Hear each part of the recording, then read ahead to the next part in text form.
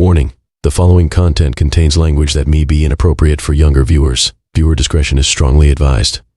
Hey, what's up? This is Phil Demmel. You're tuned in to Let's Get Heavy, where the riffs are loud and nothing gets held back. So let's get heavy.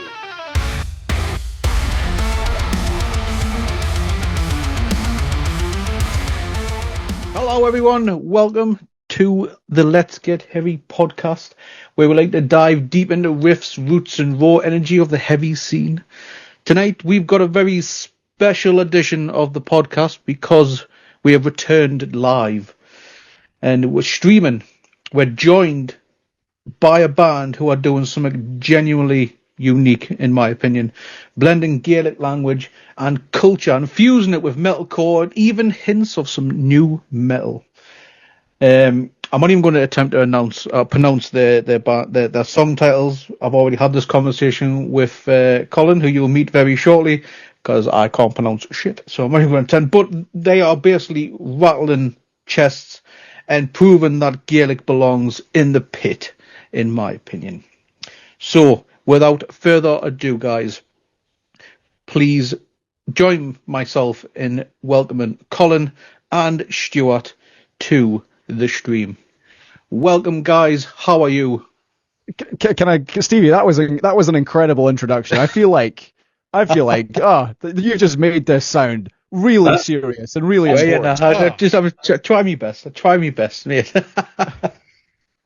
That was first class. If you can just be our hype guy for any show we play. Hey, just before we go on stage. If you need someone to be a hype guy, I can do it. I did warn you before we go live that we do have a tendency to talk a lot about. do you want to have a try at the name of how to say the band's name? Because we talked about this. I gave you a lesson. We did, but how well can I remember that? So there's a Gun Ghaol. Yeah, sort of. Gun Ghaol. So Gun Ghaol would work. Gun Ghaol. Wait. See, he did tell us this before we actually started this live stream, everybody. And I still fucked it up. But I mean, Stuart, you joined this band after it was started. How long did it take you to get the proper pronunciation? I think the challenge is really who you're speaking to, because with some people you're like, there's no point. Like everyone knows that you're not supposed to say chorizo as chorizo, and there's supposed to be a in there. But people immediately look at you like, what on earth are you doing? So you need to pitch it right sometimes as to how much you're going to lean into some of the trickier sounds. The song names are definitely more challenging than the band name, to be honest. Yeah, which I'm sure we'll learn throughout the course of this stream. But let's start at the beginning, guys. What sparked the idea to merge Gaelic culture with such an aggressive modern sound? So this was started in 2023 by myself. So I grew up in a Gaelic speaking household. For clarity, by the way, when you see that word, Gaelic, depending on where you are, you say it slightly differently. So in Scotland, it's Gaelic. In Ireland, it's Gaelic, but they're usually talking about the sport. If you're talking about the language, it's usually Irish. But Gaelic is spoken in Scotland, and I grew up in a household where my mother, she actually learned English in school, which kind of blows my mind. So she learned English in school, and she would speak Gaelic to me as a kid. But I grew up in the era, I guess, like Stuart did as well, and yourself as well, Stevie, with Linkin Park, Limp Bizkit, Korn, and then some of that. I started off with pop punk, so New Found Glory, Blink-182. Into Simple Pennywise, Plan. Simple Plan, and then I started going more prog, so I went Protest the Hero, Sixth, and then into some pretty intense deathcore. Suicide Silence, The Cleansing is probably one of my favorite albums of all time. Anyway, in amongst all of that, my mother is listening to Gaelic music in the house, and all it is trad, acoustic guitar, classical, beautiful harmonies, stunning vocal harmonies, beautiful to listen to. But I'm like, where's the screaming? Where's the turntable scratching? Where is the person talking about wanting to die really violently? And there wasn't any of that. And so, but it just took a long time for me to put the puzzle pieces together of, oh wait, you could just make it yourself. How about that? So instead, I'm sure you could pitch in on this as well. We were part of in completely different worlds. I didn't know Stuart at this point. I was in various bands that went pretty much nowhere, that were just like another English language metal band, and the world has enough of those already. And then 2023, by sheer kind of accident, I posted a TikTok of me screaming in Gaelic, just like vocals, nonsense lyrics, and people reacted to it like, "Whoa, oh, hold on a second. I didn't realize that Gaelic could be cool. I thought it was just kilts and choirs and someone with an acoustic guitar and bagpipes." And it was literally from one TikTok, I was like, "Oh, hold on. I think there's something in this." And yeah, it got to the point where last year we hadn't played a show. The band at this point was just me in my house. And then in April, we were asked by Belladrum Festival, who are in Inverness, a big deal in Scotland. They emailed me to be like, "Hey, we would love for Gun Ghaol to open Belladrum." And at this point, I'm like, "Oh, sure, yes, we, the band, with all of us, would love to play." And I'm like, I need to find a band now. And that's where the likes of Stuart came along. So Stuart, I don't know if you want to give your introduction to how you came around to Gaelic Metalcore. So it was, I was going to say mutual friend, but actually your cousin, James. But I've known James for about 10 years now, and we hadn't seen each other in years, probably, like through COVID and stuff. We just hadn't. And then we happened to be at a stag weekend together, and James mentioned to me that his cousin was looking for a drummer to do Gaelic Metalcore. And at that point, when he said it, I was just imagining pretty much the kind of music that Colin spoke about there, in terms of the really twee, basically run rig with a bit of distortion. That's what I had in my head, is what this was going to be. And I very politely said, "Yeah, sounds good. Feel free to put me in touch." But at that point, I'd almost like mentally written it off as there's no way that this can be cool. And then Colin got in touch, sent the tunes through, and I was just like, "Oh wow, this is like extremely legit metalcore that just happens to be in Gaelic, rather than the Gaelic being the primary musical identity, if you like." It's obviously a huge part of the sort of cultural identity of the band, but in terms of how it presents itself sonically, it just sounds like really intense. As you said, the sort of new metal influence is something that's kind of been there sort of for the last pretty much all the way through, back to sort of IOKR, had kind of bits of kind of early metalcore in it, and then the scratches and things like that. Again, growing up listening to the exact same stuff that Colin mentioned, the Linkin Park and Korn and Slipknot, all of that stuff to me was just like immediately, oh yeah, this is really cool. This has to happen. And so yeah, that's pretty much jumped in with both feet at that point, and yeah, it's been a pretty. And the rest is history, basically. The rest is history. Yeah. So I'm assuming then, Stuart, did Colin send you some music first, and what was your initial reaction if that was the case? Yes, I want to be part of this project. Yeah, totally. Just the first thing was, yeah, that's really awesome. But then it was the secondary gentle panic of I'd more or less, not like consciously given up music through COVID, but like everyone through the COVID period, I'd been playing like a lot pre-COVID, like really regularly, as well as doing bands like for the fun and the love of it, also doing like function stuff. And then when COVID came through and all that stopped, it was a bit of a mental reset in terms of, do I actually want to still be going out and doing like the function gigs and doing all that same stuff over and over again? And so I'd kind of mentally started to step away from music a wee bit, which was pretty tough because it's been kind of part of my life for forever, pretty much. And so when this came through, it was, yeah, very excited, but yeah, better start practicing because Colin's not a sympathetic writer when it comes to drum parts. So that's very kind of you. We'll have to touch on, what do you mean by not a sympathetic writer? So this was something that I was giving Colin a hard time about the other day. Colin, to his credit, is not a fan of the copy and paste when it comes to writing things. He's like, I'm going to write this bar, and then I'm going to write the next bar, and it's going to be different, which is fine. But over the course of a song, that's a lot of very meticulously written bars that you need to try and memorize. So it's been lots of syncopated kick patterns, trying to get them into the memory to basically be able to replicate. So I would imagine that would be on a live set a little bit more difficult. Trying to remember all those bars and parts can be probably a bit challenging, I can imagine. There's actually not a lot of it that's like challenging to play physically, but mentally remembering it all is definitely a challenge. Because going from Colin's side of things at the same time, how many bands do that? You know what I mean? You are, hence what I said before in the intro, you are a very unique band.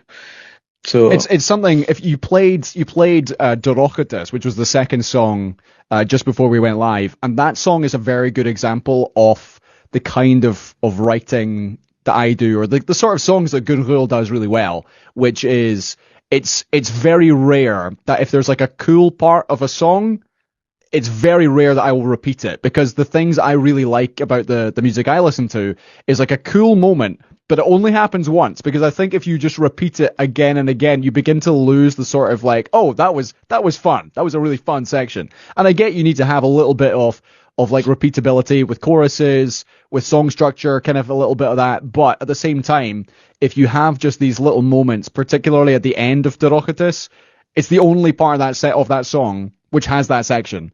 And that's intentional, because it's wanting to give each song a little something that just makes it stand out. That's not just, okay, here's a intro, verse, chorus, breakdown, chorus, outro, which is the sort of formula for it. Look, it works. And there will be some songs that certainly that I've written in the past that did follow that and do follow that, and they work. However, I do like having those little moments which are just, it almost makes the listener go, oh, okay, yeah, that was cool. I hope they play it again. Oh, all right, it's just once in this song, fine. But that's the kind of songs that I like to write. So yeah, it does mean that things can be challenging for my bandmates, which I apologize for profusely. That's all good, mate. It's all good. It's just one of them things of being unique at the end of the day. But how did the band actually form? And was Gaelic always part of the plan from day one? Yes, 100%. It's one thing I've said before, which is there's a lot of Gaelic acts out there who I'm a big fan of. If you're looking for more sort of Gaelic language music, I could give you a ton of recommendations, but there's a few common themes that run through the ones who have gotten to like a stage where, I don't like using this as a metric, but it does work. Spotify monthly listeners. There are some folk rock Gaelic bands who sit around 100k. However, their biggest songs are in English, because they've recognized, and I totally get it, they've recognized if we write a song in English, it's going to do better than if we just write in Gaelic. And it's happened to all the big bands.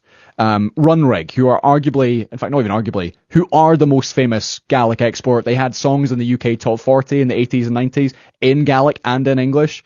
But their most famous songs are in English. Modern day, you've got bands like Manran, Scary Vor, Skippinish, all their biggest songs, English. For me, for Gun Ghaol, we will never write an English language song, because personally, I feel that cheapens what makes you different.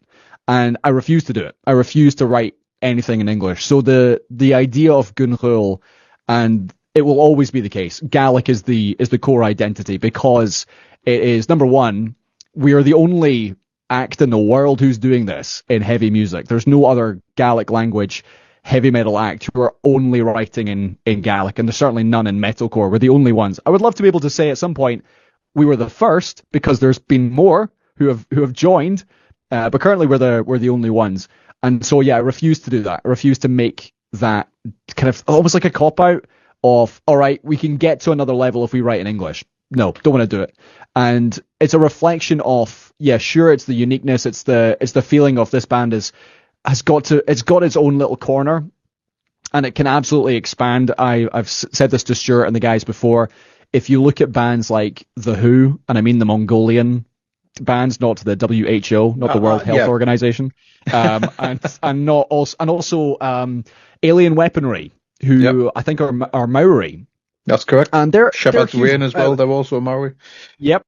Bloody Woods, who I think do a little bit in English, but they certainly started in Hindi and Punjab, I want to say as well. And these bands are massive, absolutely massive. And I'm, in my own self-belief, I'm very much like, if they can do it, why can't Gaelic? So that to me is why I'm looking at these other bands, and some people would say, look, why are you doing Gaelic metalcore? The audience for that is tiny. It's sure, it's maybe started out as a niche, but in the space of a year, the growth we've seen has been phenomenal. And as myself and Stuart, when we talked about forming the band, I met Stuart in a pub in Glasgow, in one of my favourite ones called Drury Street. And Stuart, I don't know what your recollections of that conversation were. I'd never met you before. And I very much got the vibe that you were like super keen to join. You were like, this is great. I think this could be something. Even more than I was at that point, because I was still like, I don't know if this is really going to work. But it's certainly my recollections of our first meeting, which is probably a year ago. You were very much on board from like day one, and you were fully like, this could be a thing, which it now is. Yep, totally. I think seeing pretty much the same potential that you were kind of outlining there in terms of having spent my whole life listening to this kind of music, and having spent my whole life in Scotland. And when you're involved in music in Scotland, most of the time you'll be somewhere near the trad scene, because there's so much great trad stuff that happens up here. More often than not, you will dip toes in every now and again, or know people that are in that scene and things like that. Yeah. So having, with a decent bit of knowledge of essentially the traditional music that features a lot of Gaelic, as well as the metal end of things, and just seeing, there's totally a way that this could work, because as you mentioned, some of these bands like Skippinish and Skerryvore and bands like that are doing massive tours through Europe, North America, things like that, and their biggest selling point, if you like, in terms of their Scottishness, is actually really appealing outside of Scotland. And other than the big hometown shows, they'll do far better outside of Scotland sometimes, or rather they'll get really big opportunities outside of Scotland. And I can kind of potentially see this going in a similar direction. I mean, just to give you the example of Runrig, again, their heyday was the 80s and 90s, but their biggest market, quite considerably after Scotland, was Germany. They would sell out these massive, like thousands of capacity venues in Cologne and Hamburg, playing like Gaelic folk rock.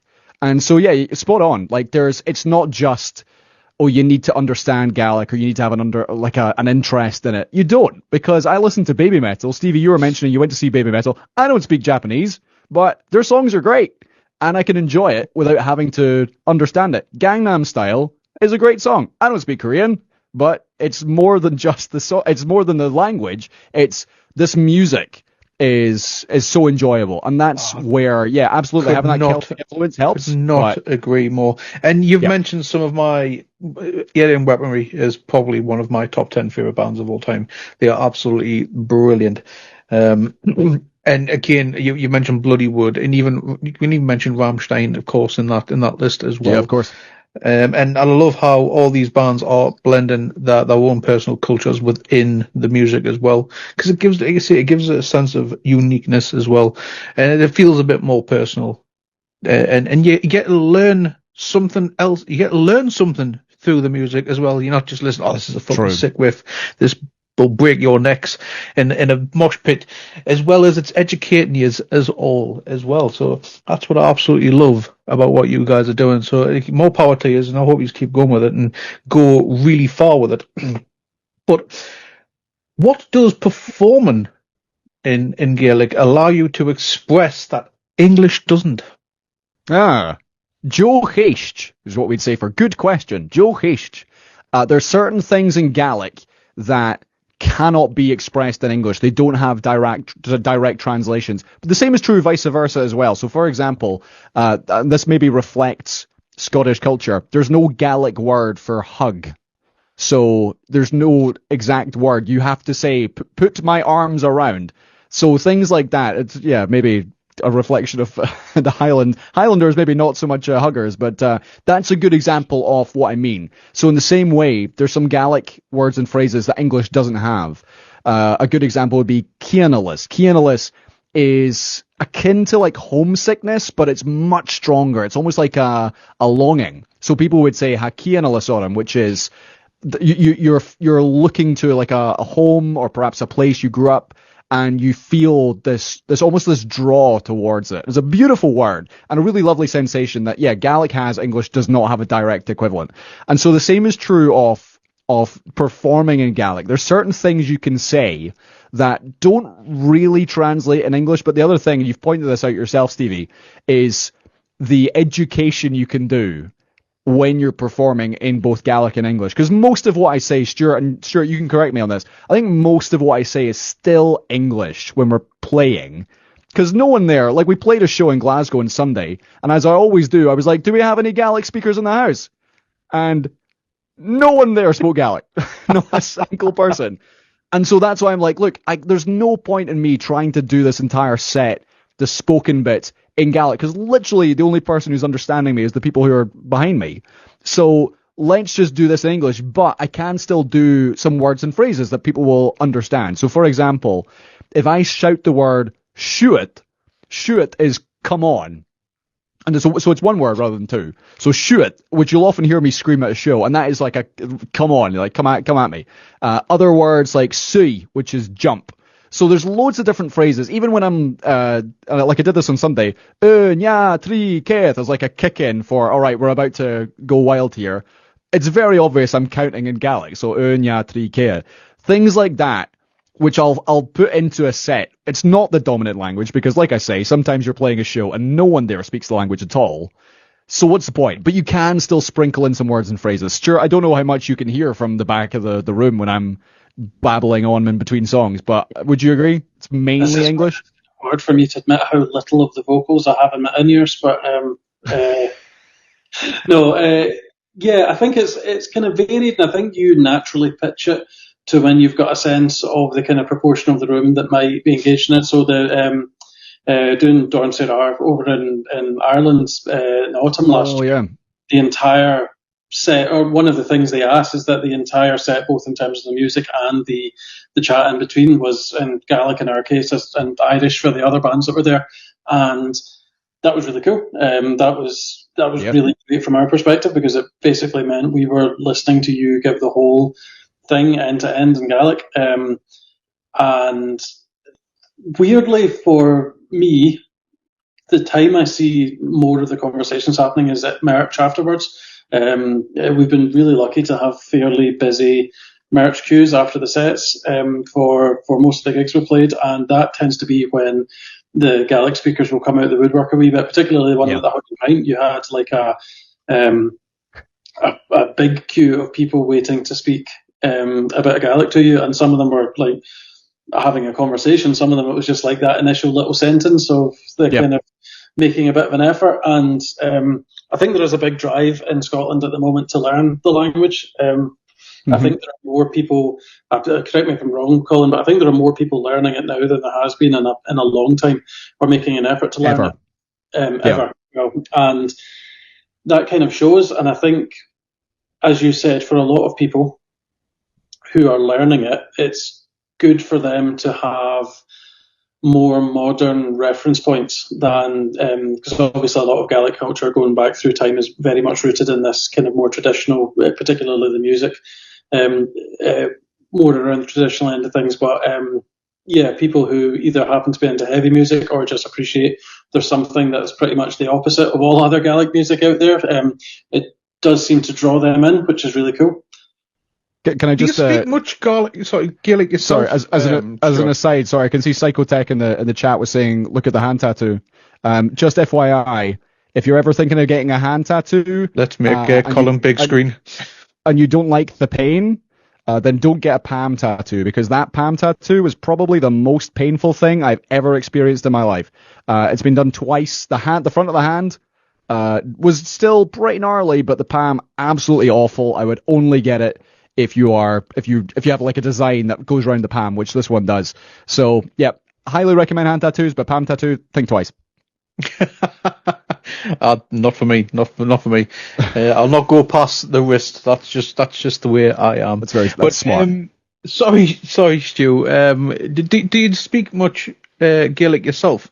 So I had like one or two words before getting involved in this, just as other than the obvious words that you kind of have built into you growing up in Scotland, and a lot of people wouldn't even really necessarily consider being Gaelic words just as part of our place names and things like that.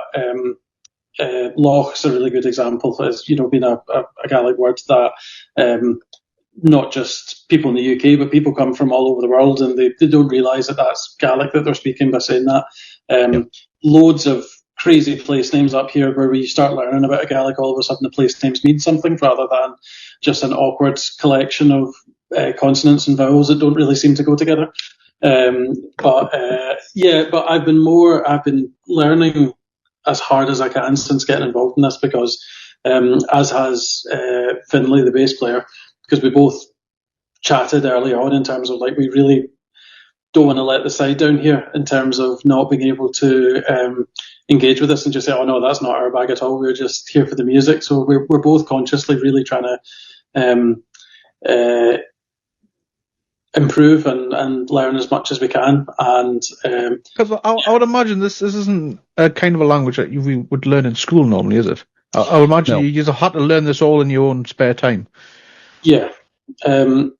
Nowadays, there's actually some, Colin would be a better place to speak about this, but there's some great Gaelic schools. There's a really good Gaelic school in Glasgow where the main teaching medium is in Gaelic, and a lot of people send their kids there where they don't have a Gaelic background, just because either they're really keen for their kids to learn, or if I'm being cynical, I think the quality of the education is really good there. It's not a particularly rough school, which in central Glasgow is a desirable thing. But regardless of the reason that kids end up there, they'll come out of that with a better grasp of Gaelic than their parents ever had.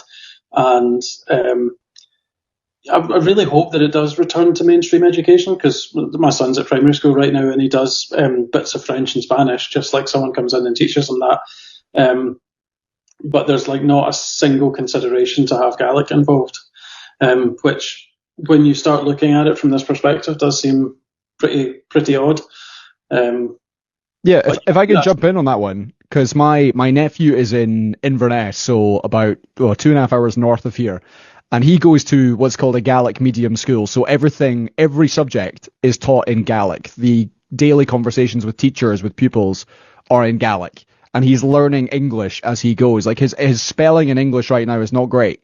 He's 8, and it's just because he's learning English, but through Gaelic, which is fascinating. But it means, as Stuart said, it means that first of all, he and I can have conversations in Gaelic that his parents can't follow. So my brother doesn't have the language of Gaelic that his son does, and he's bilingual. He's 8 years old. He's bilingual, and the benefits of that, regardless of as I was often told by my teachers when I was growing up, there's no point learning Gaelic. Learn Mandarin. Learn Spanish. Learn something you'll actually use. It's a recognition in Scotland that Gaelic was here first. It was the language of the courts in Scotland before English was. So Gaelic was the first one, then it went to Scots, then I think it was French, and then English took over. And there's a debate historically, was Gaelic here, I think it was the 4th century, it was brought over by Irish monks. No, sorry, 5th century, Irish monks. And then English was kind of making its way north, or Old English was making its way north around about the same time. Personally, it's 6.5 dozen. Personally, I would say Gaelic just beat English by 150 years. And so when you see, as Stuart was saying, the word Loch Lomond, Loch is a Gaelic word that has now been adopted into the English language to mean a lake in Scotland. Ben Nevis, the tallest mountain in the UK, Ben is an anglicised Gaelic word, Bain, meaning mountain. So as soon as you start digging into this, even place names, they're all over the country, in Scotland in particular, where they all come from Gaelic, or the vast majority in certain parts of the world, or certain parts of Scotland, come from Gaelic. They've been anglicised. My favourite one, Drum na Drochit, which is probably the most Scottish-sounding place name you've ever heard. Drum na Drochit, which is Gaelic, Draim na Drochit, which is back of the bridge. And it's a place name that was given, obviously, historically, because there was a bridge there, and there was people who lived at the back of the bridge. Draim na Drochit. And then over time, it's just become anglicised. And the same is true of Inverness, Dundee, Dunfermline, all these different places, Kilmarnock, Dunoon, Greenock, all these, literally, hundreds of places. And so when you have this recognition of, Gaelic's kind of important to the foundation of the country we know today as Scotland, that's where there has been a lift in people wanting to learn it, people wanting to speak it. The most recent census was 2022, and that saw the first recorded increase of Gaelic speakers ever. Because for the previous century, speaker numbers have just been going down. It was about 40,000, maybe 50,000 in the late to late 90s, and it's only now that with a lot of investment, a lot of this like Gaelic medium education, and even just people recognizing, like I say, with social media, the social media has been the biggest thing for us,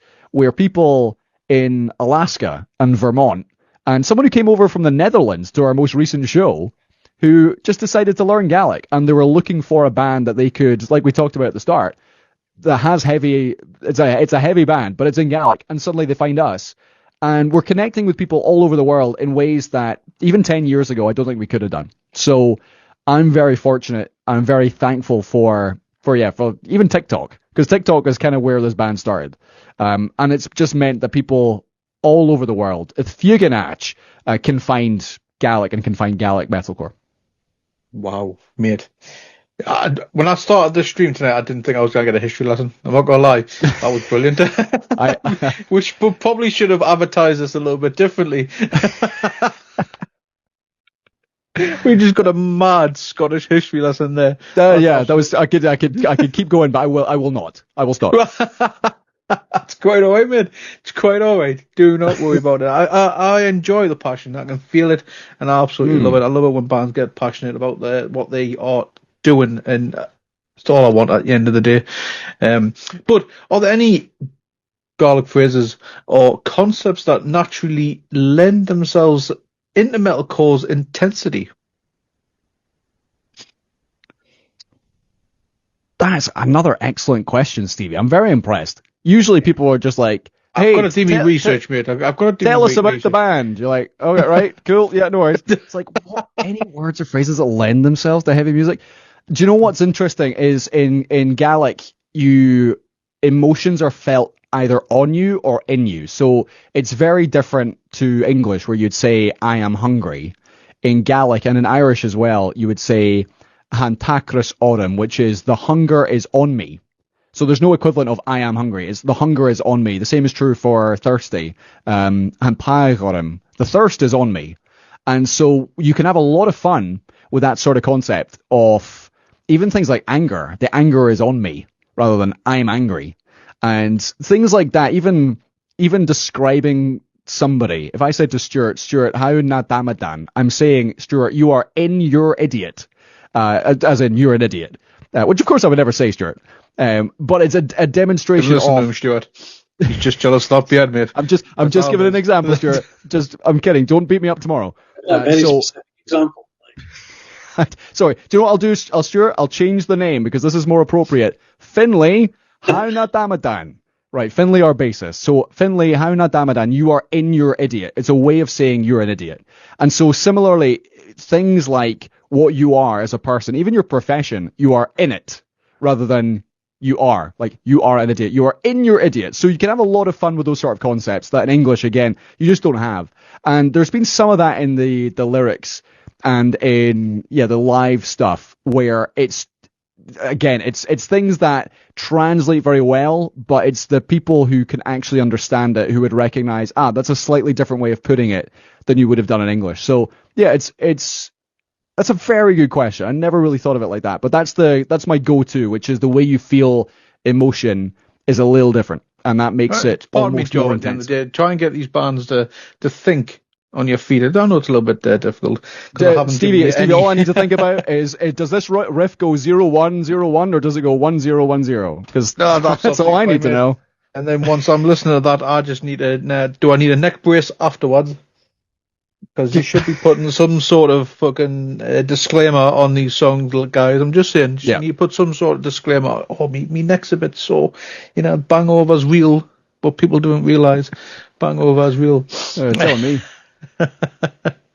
And with tracks, well, you've got your two latest releases. It's not Slam, that's for sure. So how are we pronouncing this? So that is Salam, which is the Gaelic word for Salam. Salam. So it's the Gaelic word for psalm, like a biblical psalm that you would sing in a church. And our song that we mentioned briefly, I will try and pronounce it again, but I'm probably going to butcher it. Joachis, I mightn't see. Tell you You absolutely butchered it, but that's okay. Dorochatis. There we go, see. And so how does the language shape the emotional weight of what you're trying to say in these songs? Stuart, I would welcome your take, particularly on Salam, just as someone who was kind of introduced to that song. Salam is, if you're looking for it, again, I'll go to Spotify because it's the most common one. If you go to our Spotify, I think it's the second most played track. It's the one I would encourage people to check out afterwards because it's the perfect blend of Celtic/Gaelic sounds and modern metalcore, which, to me, Stuart, again, feel free to disagree. Dorochatis goes really hard, huge amount of fun. Salam is a unique track. I don't think there's anything that currently exists that sounds like Salam. Is that fair? Yeah, totally. I think the only kind of similarities would probably be some of the bands we were talking about earlier, that bring in things like Mongolian throat singing and stuff like that. Yeah. An identifiable cultural or sort of ethnic element that's brought into it as a musical theme. That's definitely when we first heard it. And I know when you sort of first introduced it to us, I was like, guys, I'm thinking of doing this, and weren't sure if it was going to work. And like overwhelmingly, I don't want to speak for the other guys, but I think it was like an overwhelming, yeah, definitely, that's really cool. And so that kind of music, that kind of solo choral, or rather unaccompanied choral music, is the kind of thing that would be found on old cassettes in your grandparents' house. Like that's that kind of music is, and with a kind of faded tartan cover quite a lot of the time and things like that. So for that to be sort of superimposed onto this kind of music, I think was really cool. And to be honest, a lot of the psalms or Salam was a bit creepy. Some of it is a slightly dark sound that it has naturally quite a lot of the time. I would say as well, and I can see October Skies in the chat saying banger of a tune. Thank you, appreciate you very much. The song in particular, it just has like a naturally lent atmospheric sound to it, and it's something I would love to experiment with more with Gun Ghaol, is taking some of those more Celtic sounds and fusing it with modern metalcore, because a lot of I'd say our favorite songs, or certainly the ones that go down the best currently, are the ones which are those sorts of new metal-y style of stuff. However, in that sort of world of Celtic sounds, there are so many more we could explore. So even if it's maybe not the core of what we do, and we still are writing these sort of, break your neck two-steppers, because those are the most fun ones, I would love to do some more with that sort of soundscape, because I think there's a very fine line between fusing the two together or going overboard and suddenly we're all on stage wearing kilts and face paint, and I don't want to end up that far down. Like, I still want to be wearing my skate shoes and like combats or cargos, because that's the most comfortable I'm in. I don't want to go down the line of like, all right, let's exploit this as much as we can. Let's take the Scottishness and just slam it in people's faces, because I think that's the wrong way of doing it. There's definitely a balance to be found, and I think we're right there with Salam, which is that, Celtic influence, but it's modern metalcore as well. Put the two together and we make something really special. The two songs that we've briefly touched on, do these come from the same creative headspace, or were they born out of completely different moments? I would say Salam and Dorochatis. Dorochatis is slightly different in that it features, it has a vocal feature on it from Feel Evoked, who you've probably seen on social media. They're an Irish vocalist with some insane vocals. Like, I try and do their vocals during rehearsal, and when we play it at our next show, man is insane. I don't know how he does it. Anyway, that's slightly different in that it's Gaelic and Irish, the first time that those two languages have been together in heavy music, whereas Salam is very much that sort of Celtic influence, like Stuart was saying. It's Gaelic Sam singing unaccompanied with all of us playing in like something ridiculous like drop E, whereas Dorochatis is a bit more of a classic Gun Ghaol. It's got the scratches in there, the new metal influences, There's no singing. There is some singing in Gun Ghaol. There's maybe, Stuart, 3 songs that we do that have singing. It felt kind of more, could I say choir based, maybe? Yeah, there's some like higher pitch stuff there, but I tend to avoid the singing. I don't really like doing it, but I recognize that a lot of people, we've seen, Stuart, at our shows, people really do like the ones with singing because they get to sing along because they know the words.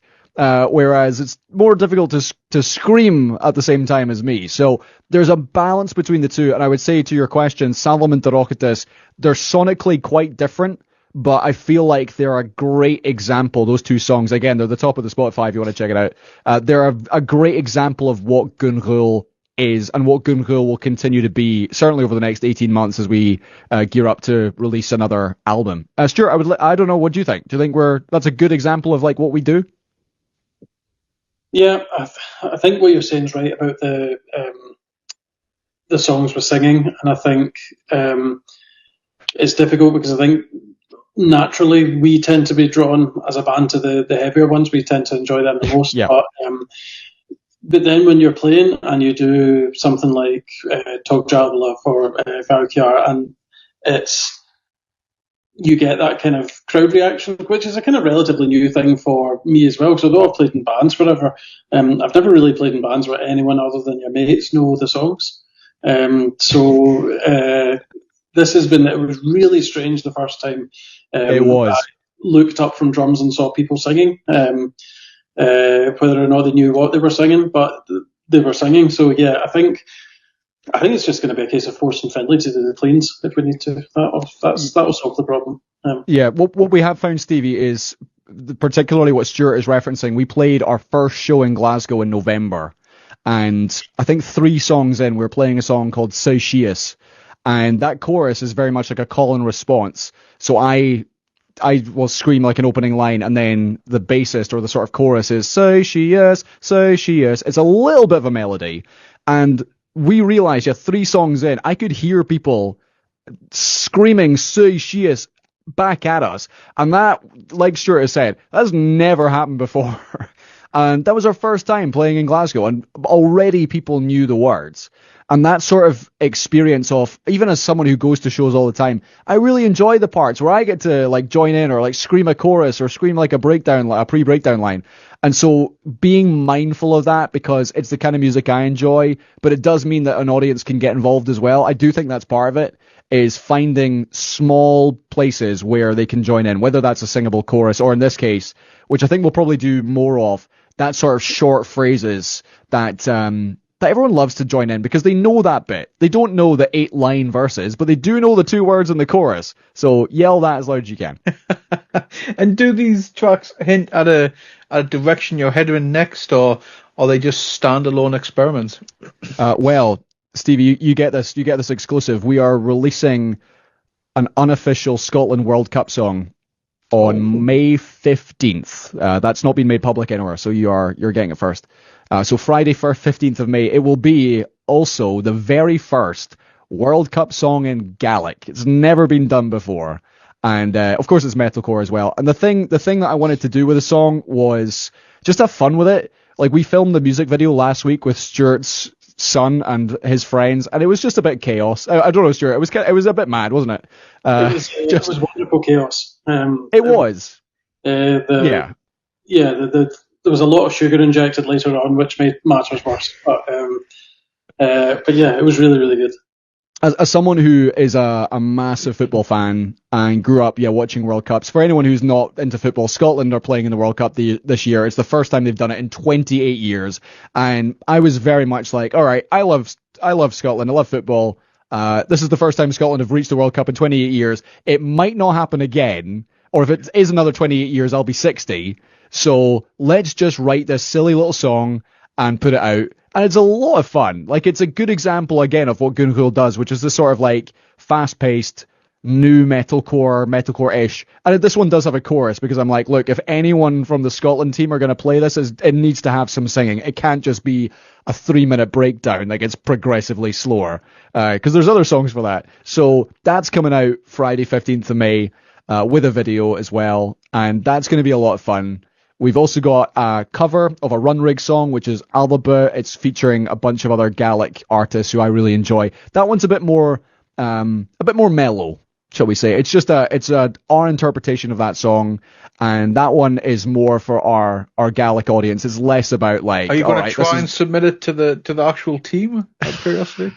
I think we definitely put it forward to consideration. The SFA, the Scottish Football Association, have not yet endorsed or announced an official World Cup song. So who knows? Maybe Gun Ghaol screaming in Gaelic is going to be it. But no, I don't imagine they'll be playing it on the team bus. But you never know. I know Ali McCoist loves his Rammstein. So if he loves his Rammstein, why wouldn't he love Gun Ghaol? So that's the next thing for us. And then after that, we're currently working on our first full album as a band, because the previous one was just me and literally in this room by myself.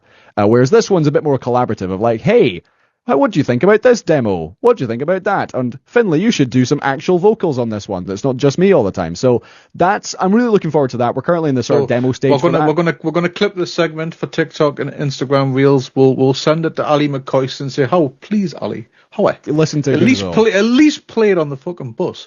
These guys have gone out their way. They're probably like the lads have said. They're probably never gonna see Scotland in the World Cup again. And they're only going to witness where the English will fucking kick their asses in the World Cup. This is the thing.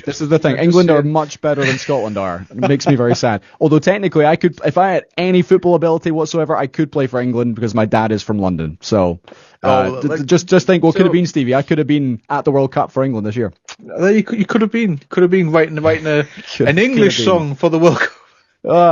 Like there hasn't been one of them before. So just throwing some beautiful shade in the Scottish team. Treacle Truffle in the chat. Colin's asking what's home before the postcards in Gaelic. It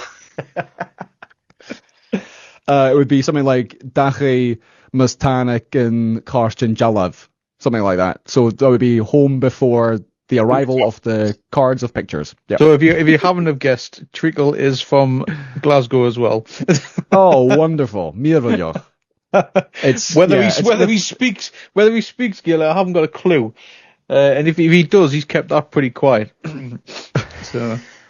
Yeah, the thing with Scotland is, realistically, we are probably going to go out in the first round. The song is sort of a reflection of that, because it's not like the English ones where it's like, hey, we've won this before, we probably should have won it again by now. This one is very much like, if we can just win a game, you're not gonna get far with that, mate. You might not get Stevie, our team is not very good. We're going to lose to Haiti, and then lose to Morocco, and then lose to Brazil, and we will, as your friend says, probably will be home before the postcards arrive. Sadly. It's not very nice. But it'll be fun. It'll be fun. Pointing it out that the Scottish team suck. Sorry, Ali McCoist, if you're listening to this. And when you're writing anywhere, and you're getting back onto the subject, see, I did warn you before we start, I do have a tendency to talk bollocks. That's good. I like it. When you're writing in Gaelic, does the rhythm of the language influence any of the breakdowns or even the vocal phrases? There is a really good demo that I can't currently share, which does. Oh, hang on! You've already given. I'm sorry. Exclusive. All right. Do you know what? I will give you the name of the song that is influencing it. Turn on your screen recorders now, guys. Leak it. Sorry. The song is by Maeve McKinnon, so no strange spellings there. Maeve McKinnon, and the song is the second half of it is called Porsche de Beale. Now, Porsche de Beale is like mouth music. And it's very much got this rhythm, which is like a, and so I'm listening to that and thinking, I think a double kick over that sort of mouth music would sound really cool. And so at the moment, it's figuring out, how can I make that into a fleshed out song, rather than just, oh, here's a 45-second, almost like a hardcore album. Here's just 10 tracks of 47 seconds in length. Of how can I blend that into something that either builds up to it or kind of repeats. And that's where, like I said at the start with Salem, it has that sort of Celtic influence. But it's still metalcore at the end of the day, and that's what I want to keep doing with this, because there's so many different sounds that Celtic music has that metalcore just hasn't explored, and we're in a very unique position to be able to do that. So that's what I'd be looking for, certainly in the songs coming up. There is some, like I say, there's the meat and potatoes of just give us a big old breakdown, and we've got a lot of songs for those, but the ones that are genuinely different, those are the ones I'm really excited to keep exploring. And a lot of those will, they'll reveal themselves in coming months. So that's all I'm going to say. A question for both of you. We'll start with Stu. You've been a little bit quiet in the last few minutes there. But what has been your most challenging thing being a Gaelic metalcore band? I know you touched on all the bars and stuff that Colin keeps adding in, but any other challenging aspects to being a Gaelic metalcore band? Not really sure if there's anything that's been challenging enough that sort of specific to the Gaelic element of things. I'm lucky enough to just be back at the drums and therefore not needing to worry too much about brushing up on my Gaelic for the performances. But this is definitely the first band that I've been in where I'm conscious that people know the songs enough to know if either we or me particularly have messed it up to the point where they would notice. It's easy when you're in bands where no one knows the music, where you're like, as long as you stay broadly in time, no one's going to know the difference. But yeah, this is so that's been a kind of new pressure, is wanting to make sure that you're kind of delivering what people might have listened to before, and sort of be as accurate as possible. We're kind of lucky in that we're quite lean in the way that we play live, like we're quite self-sufficient and stuff like that. So like technically speaking, we're quite self-sufficient, and so the mechanics of playing live is actually relatively straightforward for us, barring the fairly disastrous technical issues we had in a venue in Glasgow a month or so ago, a couple of months ago. So yeah, I would say definitely just learning the tunes to the point where you know that no one's going to go, that's not exactly how it was in the recording, because I can see there being niche super fans appearing at some point on the horizon if they're not out there already. So yeah, conscious of that. I think for me, Stevie, it's a very different take for me, and it's the reaction we've had from places like yourself, podcasts in the metal world, alternative festivals, bookers, even just audiences in heavy music. They have been so receptive. They've been so lovely. Every single person I've spoken to a person, has been complimentary. They've sometimes gone out their way at a show, even if they're not there for us, to come up and be like, oh, it was amazing. It's genuinely different. And that's been fantastic. The real challenge for me and for us as a band is the Celtic side. It's the Gaelic music world who just haven't taken us on at all. And it's something I really struggle with because, and the thing is, this was predicted. Our guitarist, I should say, Paul, he's played in Celtic trad bands for probably 15 years. And he warned us. He was like, look, they're not going to like this. The sort of Celtic festivals, you get Heb Celt in Stornoway, Interceltique in Lorient, this massive festival, like 10 days in France in August, various ones on the west coast of Scotland. And he was very much like, they're not going to take you on. I know that you're doing your own thing. It's very much, it seems like an easy win for these Celtic festivals to be booking the only Gaelic metalcore act in the world. They're not going to do it. And I was like, oh, just you wait and see. Of course, Celtic Connections, the biggest winter music festival in Europe. It's over an entire month in Glasgow in January. Not a peep. Absolutely nothing. I've pitched to every Celtic festival I can possibly think of. Every one I've possibly looked up online. Not a single one has taken us on. And it's like, if you can't tell, kind of frustrating because I'm like, guys, we're right here. And we're not playing the ukulele and an acoustic guitar. This is still Celtic music, and that's been the biggest challenge for us. And yeah, it does frustrate me. It frustrates the heck out of me because, look at me with my bad language. It frustrates the fuck out of me is the fact that all these like Celtic festivals. Sorry, Colin, we won't tell your mum. it's early days. I get that. And some of them will be looking at us and saying, well, maybe we'll see in a year or two. But the fact that heavy acts, heavy festivals, people like yourself, Stevie, within like a day of getting in touch with you were like, hey, do you want to just do this live interview on Twitch? How about that? That sort of reaction, very common in heavy music. We have not felt that love, not even close, in the Celtic music scene. And it's something I really hope we're able to get over. Because it's something completely different for these audiences, and it does frustrate me that the only ones who've taken us on so far, and once again, I'm incredibly grateful for this, was in Ireland. It was Dornson Air, a festival in September, where English was banned. It was either you speak Gaelic or you speak Irish. It was amazing. But in Scotland, nothing, absolutely nothing, and I'm disappointed. Maybe not surprised, I guess, in hindsight, because we are so different to what they usually expect, but I really hope that changes, because it's a deep frustration of mine that sort of Celtic side just refused to take us on. I know we briefly spoke on it before we actually went live there, Colin, but and I do generally meant what I said was because I was literally putting up my lineup of bands for that Tuesday when I seen your email come through on the Monday, and you completely made. I was having a bit of a crappy day at work, shit happened, and then come home and then open up the laptop and check the emails, and there you were, emails sitting there, and I was like, what the fuck is this? Straight away, listened to it, and I was like blown away. I was like, I need to feature this straight away. Do you know what I mean? I will add an additional slot for this band because it's just mint, and I think people need to hear it. And then after that, I continued. It may not have won track of the week because during our Twitch live streams, we vote on track of the week. It finished second, however.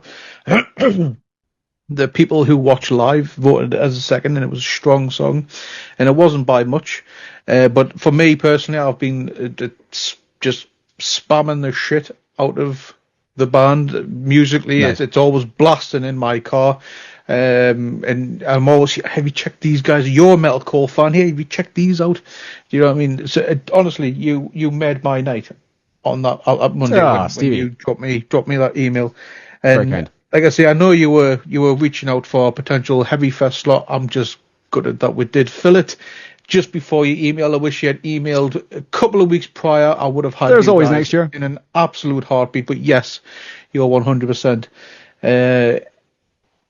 Providing we do go ahead, of course, because you never know what happens in the future. But 2027, we would absolutely love to have you at our little corner of the world for Heavy Fest next year. We're in. But what? Throshaholic silence. This is where what misconceptions about Gaelic music are you hoping to break? Stuart, do you want to take this one? What misconceptions are we breaking? Yeah, I think you've kind of covered elements already in your beautifully heartfelt rant. History lesson. Is sort of breaking down that this preconception over the kind of music that Gaelic music has to be, and we're actually in a fairly cool spot at the moment because there does appear to be other. This is more in Irish rather than anything else, but the variation in the kinds of music that was at that festival was pretty wild. But even in Gaelic and in Scotland, they're starting to become more, amazing artists coming out that aren't necessarily that trad sound, which is, I think really exciting. And it's good to be part of that and to be part of the change away from, and I'm not saying change away from as in it shouldn't be that sound anymore, but just have a bit of variation and a bit of the fact that Gaelic could work in pretty much any genre. In fact, any genre. There isn't any reason that it wouldn't work in any kind of music. And being a part of that, I think would be a good thing. Yeah, there's a whole wave of artists coming through, and I would say the best example of that sort of misconception is illustrated by Kneecap, who are the Irish hip hop / rap trio, who, regardless of what you think of them, brought Irish into the mainstream, because before them there wasn't Irish featured in that sort of cool genre. And Gaelic, I would say, is the same, in that for years it has sat in that little box of trad, folk, maybe a little bit of folk rock, that sort of soundscape. It has never gone further than that. If it was used as, let's say, names in fictional fantasy books, or the names of bands. I can think of a couple of bands who have a Gaelic name, don't have any Gaelic lyrics or Gaelic songs, but they've got Gaelic names. So it was used as almost like an exotic, oh, look at this weird collection of letters, let's use that.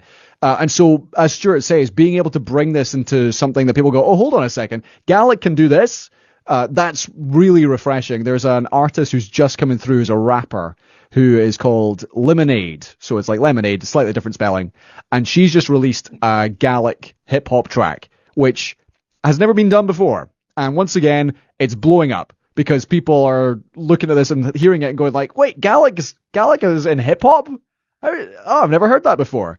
And it's getting the same reaction that we got, and we are getting, which is people going, Gaelic with breakdowns? Oh, that's sick. And so that's what I want to see more of. Whether it's with Gun Ghaol, it's with Lemonade, it's with Gaelic trance, or Gaelic, I don't know, trap, or jazz. Why not? You know, there's, as Stuart says, Gaelic can work in any genre, and I want to see more bands be like, hey, we're going to start Gaelic deathcore, Gaelic hardcore. There's not a Gaelic hardcore band. That is such an easy win. You know what? We could start another project. We'll start the first Gaelic hardcore band. But that's what I mean. Like, it can work in so many genres, and it just needs more people to go, that's really cool. I wonder how it would sound in pop punk. Or I wonder how it sounds in shoegaze. Gaelic shoegaze. That would be sick. So all of that I want to see more of, whether that is by people finding us and deciding to start their own thing. I would love that. Or just by virtue of the passage of time, and eventually people come together and go, you know what, this would be sick, let's start a band. When you're talking about blending genres there, have you ever thought about trying to do maybe industrial country dubstep? Industrial country dubstep. I mean, why the fuck not? Why not? Why not? If there was ever a time to do it, Stevie, now's the time to do it. Industrial country dubstep. Coming to a Gun Ghaol album near you. Get it done, lads. Could be onto something. Could be onto the next sound. Who knows? But transitioning all this into a live setting, because there must have been some challenges playing these songs in a live. I know Stuart's already touched on these as well, with the bar changes and stuff. But are there any particular moments in these songs like you? We'll see them again. What has the crowd reaction been like? Sorry, when you play songs like Salam and I might see. I can't even. I'm still going to attempt live for the first time. No, I'm not trying. I've already butchered it once. What's the crowd reactions been like when you play these songs live? Sorry, I'm not going to try. Stuart, I'm going to come to you because again, I don't. Obviously, I'm at the front. I don't see what you see. What do you see when we're playing like we played last Sunday? What do you see? Last Sunday was your loss, mate. That's what it is, because you're always in the way. Yeah. Last Sunday was a bad example because the way the lights were. We had our friend Ollie doing lights for us last Sunday, which was really cool. He did an awesome job. But it was such that the lights were intense, and therefore I couldn't see much at all beyond like 3 feet in front of my face. And I've had to start taking my glasses off religiously when we're playing because of how sweaty I get. They're just sliding off my face. So, but in other gigs, I'll be concentrating and looking down, and then looking up and just being sort of surprised by, at the very least, serious levels of moshing. High quality headbanging, like beyond, when the long hair starts getting some motion and stuff, then there's a bit of appreciation. But the biggest thing has been the singing, definitely, in terms of oh wow, people have learned this and are singing along. And I do need to make more of a conscious effort to look up when I'm playing and to look out rather than just looking at Finlay or looking at what I'm doing or something like that. Concentrating on what you're doing, basically. Yeah, totally. I need to make more of an effort. Basically, Colin, what he's trying to tell you is just make it easier for him to play it so he can have his head up.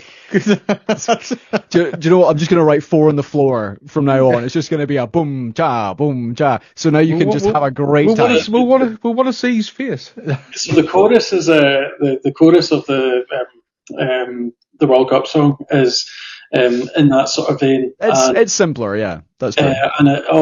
What an amazing relief it's been sort of learning that, and then you get into the pre-chorus section where I was just like, oh, what were you thinking? It's just like he's rolled the dice for every bar and say, how many kicks will we have in this bar? Oh yeah. 17. That's definitely it. Is seeing people engage with it where they've obviously learned the music beforehand or they've listened to it beforehand has been a pretty cool thing. I would say for me, Stevie, the biggest thing for me is that the crowd enjoy it, even if they have no idea what I'm saying. And as someone who is, I've gone to shows for best part of like 20 years at this point, and the thing I enjoy the most, personally, is when the band and the frontman have some energy. And so, Stuart, you can attest to this. I'm like a Duracell bunny rabbit on stage. Like I am just keep going here, there, everywhere, like the cardio workout. I come off stage and I mean, all of us are the same, but I'm drenched in sweat because part of what makes a good show for me is not just someone standing behind the microphone, static the whole time, getting it note perfect. Absolutely. I've seen those bands who are absolutely flawless. But for me, the most enjoyable shows are the ones which are kinetic, the ones where there's a lot of movement, there's a lot of energy. And so that's what I try and bring to Gun Ghaol. And particularly the last few shows we've played, which have been opening acts. The openers, it's a tough slot. But for me, it's very much setting the bar of like, all right, we're going to set this bar here and let's see if who comes after us can follow it. Because that to me is like, what other options do you have? Like, oh, we're on first. Oh, well. Guess we'll just have to play our little set and go home. But it's all about them first impressions as well, isn't it? Yeah, so it's like I'm going to give this the most energy I possibly can so that people finish and they go, wow, that was fantastic. I didn't understand a word of what he was saying, but it was brilliant. And then the next band come on, they go, oh, we have to match that, we have to top that. And that's the thing I really enjoy about the. I'm not going on. I'm not going on. I'm not playing. Well, I'm not playing. I cannot match that. It's being able to be like, all right, we've put the bar there. Go. Let's see what you can do, because that's a really fun place for me to be in and to see people reacting. We have our most played song. It's on our Spotify. It's called Air and Or. 3 words. Starts with air. That currently is 5 for 5 Walls of Death. We did it at Belladrum, which is this family festival. At 1 p.m, we got a Wall of Death to Gaelic Metalcore in this outdoor festival in Inverness. And yeah, it's 5 for 5. Which I'm very proud of. So there's clearly something that's working if I can get people who have never heard, certainly in Belladrum, that was our first show, who had never heard the band before, probably hadn't heard that song before, and get them to a point where they're charging into each other at full speed. That, to me, is something I'm very proud of, and it's something you'll always get with Gun Ghaol. Right on, mate. Absolutely right on. That Wall of Death earned us a guitarist as well. There's a really good picture of our new addition to the band, Ewan. There's a picture of him in, I'm not even sure if that was a Wall of Death or just one of the other pits at Belladrum, and it's a still image that somebody's got, or is it a still from a video? I can't really remember. Either way, it's propped up, and we're all laughing because Ewan was just in the pit in the crowd at that point, and Ewan was like one of the groomsmen at my wedding, like one of my best friends in the world. So I'd known him for a long time, but he'd never seen us as a band before. It was a new project at the time and things like that. And as soon as we were off, Ewan was like, I have to get involved with this. And so that level of engagement's even a step beyond the moshing and the singing, is when people are saying, oh, I really have to join this band. That's absolutely brilliant. Just Stevie, you can do guest vocals when we're Get Heavy Fest next year. Oh, mate, me didn't get a few people's already mentioned it in the chat. The best I can do is play triangle. So you're fucked if you're asking me to do anything. And you're joking. You're joking. I have a god triangle. I'm my fucking world. Just full blown triangle. So yeah, Belladrum. I can see it. If you need a triangle player, I'm your dude. Do you know what? There's a song that, again, it's in demo form at the moment, but it does have like a ding before a breakdown. So you could actually just walk on stage and go ding with a triangle and then walk off and be like, thanks, Stevie. That was Stevie from Get Heavy. It would have to be a nonchalant walk, though. Just walk on with like no interest and just hold it up and ding it and then walk off again. That's. Let's make it happen. Stay, man. 2027. Do you know when you're putting when you're playing live, and do you tweak the set depending on whether you're playing in front of maybe Gaelic speakers or just a general metal crowd? Yeah. The next show we're playing, for example, is in Skye, which is the first time we will have played the Isle of Skye. That's a different set list because it's deciding, for example, in Belladrum, which is that family festival. I could see some people in the chat who are either there or love the festival. It's great fun, but that was very much a family festival. That is not a heavy music festival at all. And so deciding to lead with a more like upbeat song and songs with more singing versus when we're playing with like a noise rock band like Coil Guns we played with in November, which is, it's almost the opposite of like, all right, you guys are kind of experimental noise rock. Let's see if we can match that. And so, yeah, you're right. Deciding, as we discussed actually in the group chat last week, what's the set list for this next festival? Because it's a different vibe entirely. It's a new audience. A lot of people there will be Gaelic speakers. So what can we do to sort of reflect that? So yeah, at the moment it very much is in flux, I guess, like and moving. I don't know, Stuart, from your perspective in terms of the kind of the ebb and flow. I think we've found as a band certain songs that work really well at the end. That's why I'd say we're confident with at the moment. It's the first bit which is more fluid.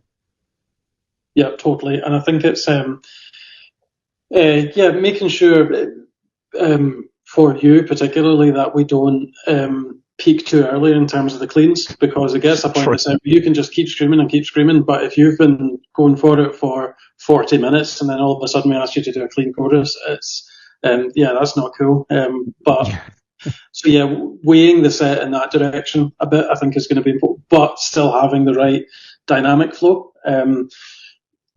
I think the good thing is we've discovered definitely like our floor with like how not heavy we're willing to go, and everything has to be like at that level or above, and that's kind of our happy place, I think. But there's some that are just, I think, something momentous would have to happen. For example, for Soishias not to be in a set, or for Aaron or not to be in a set. There's some that will just always be there. I think you're right. It's certainly for the foreseeable future. Yeah, so I think there's going to be ones, and then not quite everything else, but almost everything else is kind of up for debate at various points. But you kind of build out with these ones that are just universally, people seem to really like it. Aaron is kind of the most played track on Spotify. Soishias has got 2 versions on Spotify, so they're kind of combined. That's probably the next most popular one. Yep. Maratalk's another good one with the Mick Foley intro that a lot of people seem to enjoy. So yeah, building it out with stuff that we can either see that just has had a lot of love online, or from the couple of gigs that we've done, people being engaged with it and just like, oh, people clearly know this one, or at the very least really enjoy it when we're playing it. And we're like, well, they're kind of shoe-ins, and it's just a case of building round about that, and slotting new ones in as they come as well. Colin, your microphone's starting to buzz slightly from time to time. Oh, fun. I don't know if what's happening there. Quick, turn it off and turn it back on again. And you were making fun of me for just using a webcam, and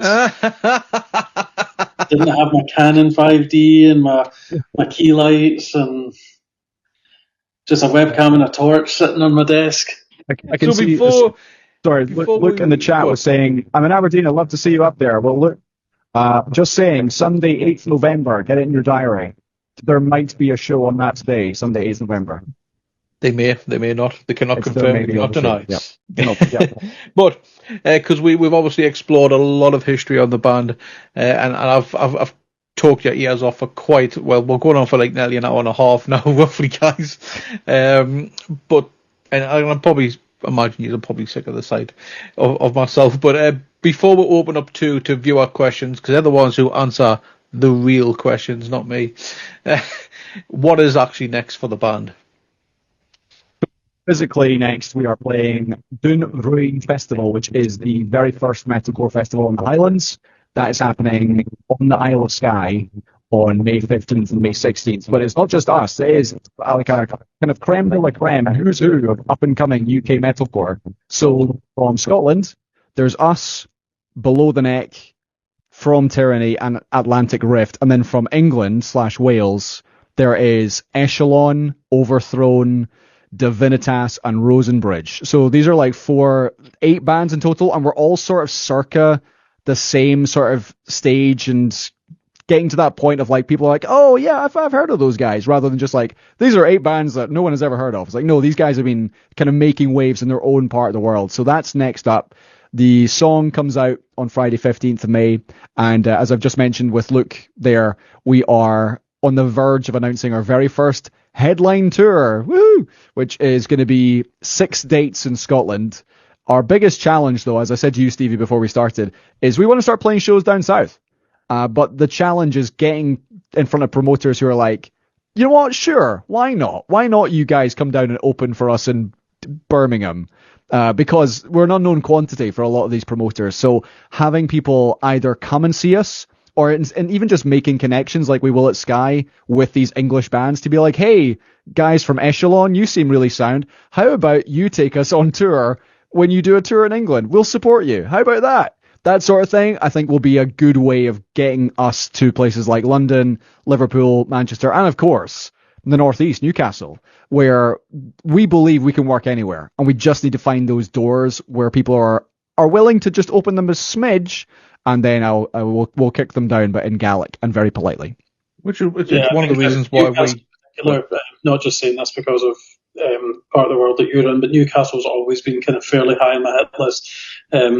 Newcastle's one of the, and Manchester are the places where bands, if they're not doing a Scotland date, or if for whatever reason we couldn't make the Scotland date when bands are touring, those were the 2 places where I would travel as a younger person with free time and no responsibilities. You would go down to those places to see gigs, and so kind of got good memories of the kind of music scenes in some of the northern cities. So they're definitely high in my list of places that I'd like to play, given the chance.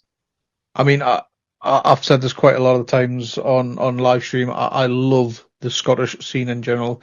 I feel it doesn't, much like ourselves in the Newcastle area, it doesn't get the credit that I feel like it deserves, because there are so many amazing talents that are coming out. And we've had many Scottish bands join us, Catalysis for one, Dog Tired. Oh, yeah. Do you know what I mean? They are some of my favourite bands to come out of, and now yourselves. Do you know what I mean? So I absolutely love and adore what the Scottish are doing, and we even do like a Burns night. I wasn't able to do it this year because I was ill, but it's basically when we just cover the entire Scotland bands only that night. Do you know what I mean? So nice. I absolutely adore what you guys do, and if anyone promoters in chat or watching, there's some in the chat that I have reached out to already and have not had any luck yet. But you know what? I'll go back to them again, because no point taking no for an answer, because we want to play Corporation in Sheffield. I want to play Manchester. I want to play London shows as well. So we'll get there. We will get there. Just keep plugging, mate. Just keep plugging. Sure will. And any new music on the horizon, bar, of course, your World Cup track? Any new songs on the horizon?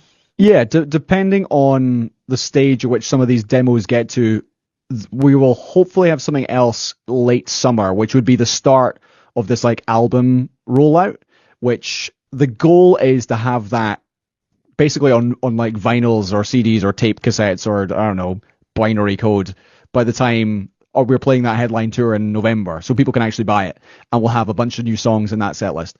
So those sorts of dates, in terms of when that next song you could expect it post World Cup, I would say late July. But yeah, watch this space. Like I say, the tour is happening, whether you're in Aberdeen, Inverness, Thurso, Edinburgh, Dundee, Glasgow. We're playing all 6, and we've not announced it yet, so you guys get it exclusively. You're welcome.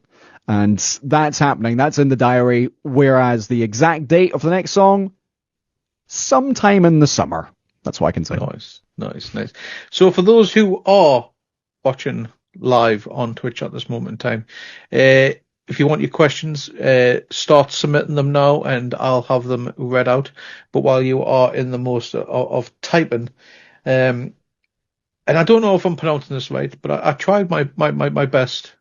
So correct me if I'm wrong here, please, guys. But if which one of you is most likely to start a silly day in a pit? Am I saying that correctly? Do you mean a Kaylee? A Keely, is that what that? See? I thought you said a Spanish word there, man. A silly day. Who's that? A silly day. Could have been. But this is why I need you, Colin, to educate. Do you know what? I fully expect that at some point we will get a Kaylee in a mosh pit. I'm surprised we've not had that yet. So Kaylee, for anyone who's unfamiliar, in school in Scotland, during the sort of winter months, you are taught how to do Gaelic dancing, which is a type of kind of Scottish traditional dancing. You do it at weddings in Scotland, and people love it. At weddings, people go wild for a Gaelic, and it does sort of lend itself to a mosh pit. So I think, Stuart, at some point, we'll probably have to orchestrate that. But I think we're looking at it all wrong. I think we need to be thinking about a mosh pit at a Gaelic. I think is maybe the better inversion to be going for. Social dancing. Yeah, I just saw that from country dancing or social dancing. Oddly enough, I awkwardly danced with my now wife I'm going to say when we were 13 or maybe 14, like very early in high school. So it clearly works. Like it's obviously got a purpose in schools. That's. If you're going to a Scottish wedding, expect aggressive, sweaty, forceful, lots of physical contact dancing with people being swung around in the air and lots of spinning when you're not expecting spinning and lots of stamping and clapping and such things. But I think that's going to work well with moshing for sure. Nice. No questions yet from our live viewers. All right, guys. Surely you've got something that you would like to ask our friends in Gun Ghaol. Stevie, can I ask you a question? Go on.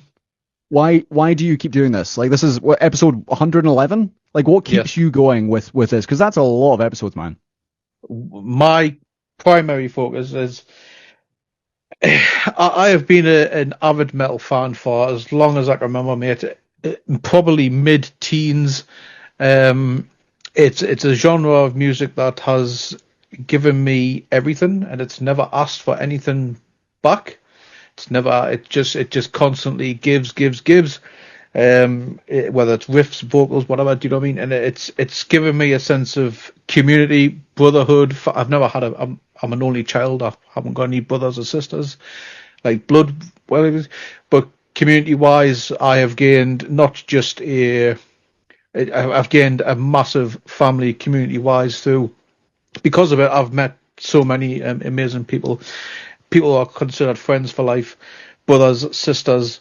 Do you know what I mean? It's just, and it's something that I've always wanted to give back to something that has always supported me emotionally. Do you know what I mean? Maybe even physically, mentally. Do you know what I mean? How can I give something back to people like who's watching live right now? Because you know yourselves, guys, how hard it can be to discover new bands, especially in today's age. It's so oversaturated, incredibly oversaturated. And how can I make it easy for people? So that's why I make it a point to go out and try and find 10 to 15 bands each week.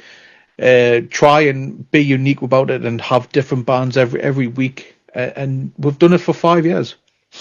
Well, you're doing the Lord's work, and like genuinely, thank you so much for having us on. Because, like I say, the reaction and the response from you has been nothing but just the most lovely, pleasant experience. So thank you very much. Half alive, as we'd say. Nice.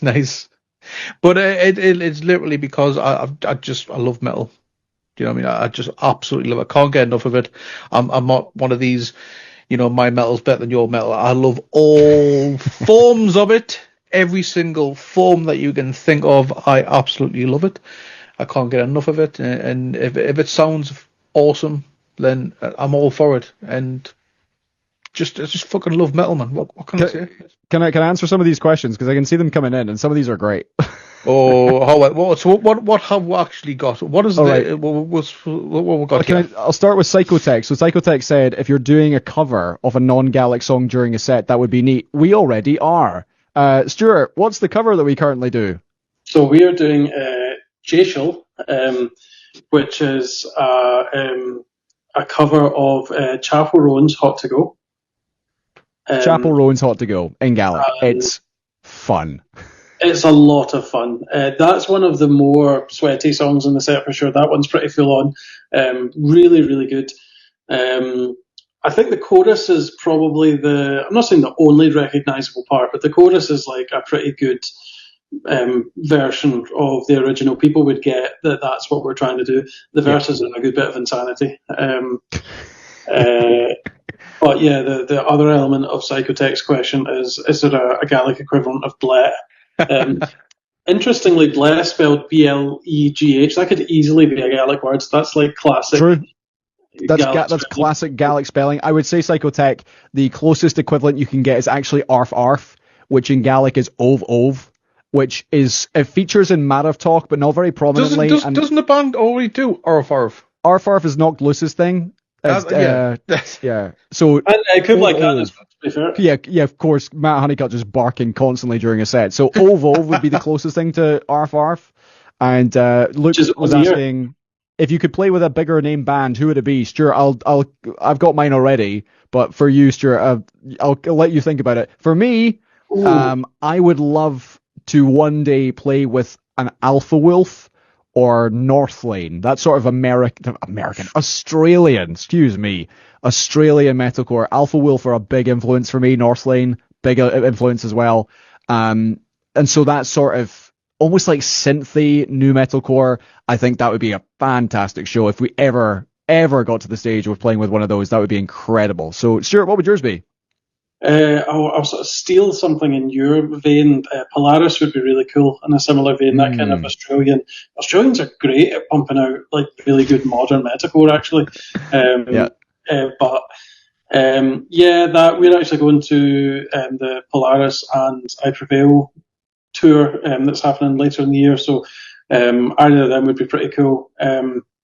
Era is one of my favourite bands. I know they're not absolutely massive band, but I love Era. That would be a seriously cool gig for me. I would just spend the whole time geeking out. I think they're phenomenal. Can I come back to Bella Biohazard's Greg's order? That's my wife, by the way. Great question. Mine would be a steak bake and a pink jammy. A pink jammy. If I could live off pink jammies for the rest of my life, I would. They are so good. So good. So yeah, steak bake and pink jammy. Sure. I think it depends. It has to be, are you eating it there or then, or is this you're taking something to eat later? Because there's no point taking hot food if you're not eating until later in the day. So if it's hot there and then... do both, mate. Well, sausage, bean and cheese melt, and slightly controversial. I know that splits the room sometimes. But I'm with you, mate, on that. Don't worry, I'm with you. That splits the room because it's building up to a wall of death because everyone's just like, you just said a sausage, bean and cheese melt. What is wrong with you? Yeah, it's clearly the best thing. It's a complete meal wrapped in pastry. It's perfect. And then the sort of chicken tikka baguette type thing, if it has to be a later. And I'm just classic yum guy. The fact that they now come in the twin packs is dangerous because you kid yourself that you're only going to eat one, and it just doesn't happen. I'm going to rattle through. Before you move slightly on, I'm curious. Do they do stotty in the Scottish Greg's? Out of curiosity, stotty bread. No. Are we literally, for fuck's sake, are we literally the only place in the UK that does stotty? What is God? We might have a different name for a similar thing. Maybe. So what is it? Because it's basically just it's kind of like a potato bread all around the UK that will get different names. Is that a soda? It's kind of like a some people might call it a bomb cake or a northeast England delicacy apparently. Yeah, I guess it's just us. Stotty bread and peas and pudding, peas pudding and ham. Guess it's just us. I thought anyone was going to have it would have been the Scots, Can I rattle through some of these quickly? Go for it, Because there's man. quite a lot of them. All right, Treacle Truffle. Do you have many fans in Canada, given the sizable Gaelic-speaking community? We do, but funnily enough, we actually have a bigger audience in the States, which I think is people tracing their lineage back to Scotland, and a lot of them finding us in that vein. I would love to play Canada at some point.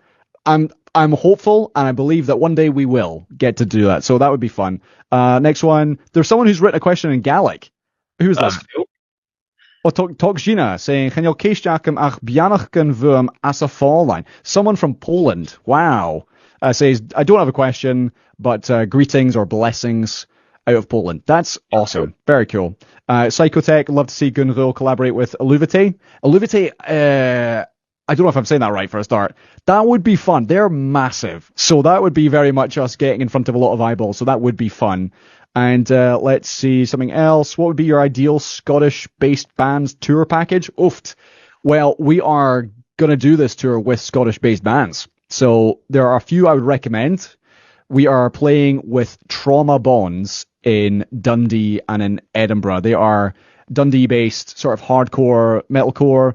Atlantic Rift, who are sort of proggy metalcore. Fusum, who are post-hardcore from Caithness, and I would also shout out Below the Neck from Inverness, and I think it's Datara from Aberdeen, who I think they only have 2 songs online. I'm begging for them to release more because the stuff they've written is fantastic. So those would be my Scottish ones. Stuart, do you have any Scottish-based bands you would tour with? Don't say Biffy.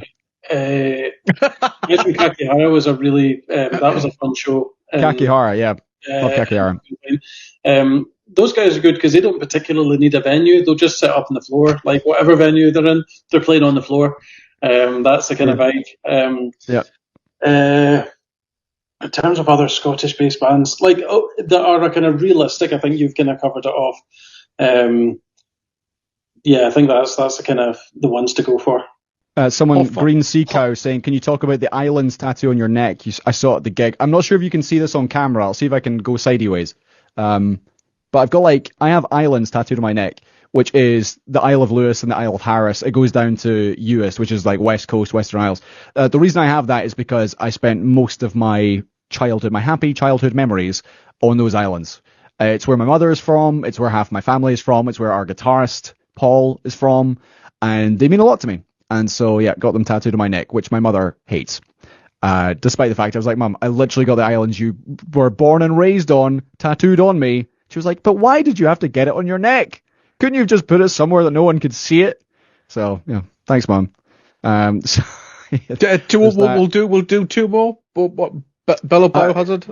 Have you heard of Hand of Kaliach? Yes, I love Hand of Kaliach. Hand of Kaliach are doing sort of like melodic death metal. They have some songs in Gaelic. I think most of the stuff I've heard has been in English, but they're fun. And I think they're a husband and wife duo, which is a whole different dynamic. I would love to explore that more. Astari and Simp are the entire band Gaelic speakers. Myself and Paul, the guitarist, are. Stuart and Finlay and Ewan are. They have phrases, but they are learning. And they're learning very well, because they can get the song names right in the first go. And is there anything else? Yeah. Hey, is that a dig at me just because I'm shit? You and literally the rest of the English-speaking world, because it phonetically is just not the same. Doesn't work. Yeah. Trying to approach it. Because if you write a word in like French or German, you can kind of stumble through and see what's supposed to happen, but the letters just do totally different jobs in Gaelic. And you just need to wrap your head around, those letters don't mean the same things anymore. Sorry, last one, because I know time is precious. PJ Hoffmeister, calling to be Lushan Batala to be a Gobuth, which is, my camera's gone, but I'm going to keep talking. Any other bands that you would like to work with? I personally would love to do some stuff with some other foreign language metalcore bands. Consumer, who are a German language metalcore band, that would be amazing. I would love to work with them. Nice. Thank you very much for all your questions, guys, in the chat. Very greatly appreciated. I don't know what happened to your camera there, Colin, but it says press stop button to prepare. It completely died. We've had to go to Stuart's level of quality. I apologise. You mean my reliable, consistent quality? Yeah, so that's correct. No. I'm ashamed. Well, we are seeing the demise of a band here, guys. You won't see me at rehearsal tomorrow.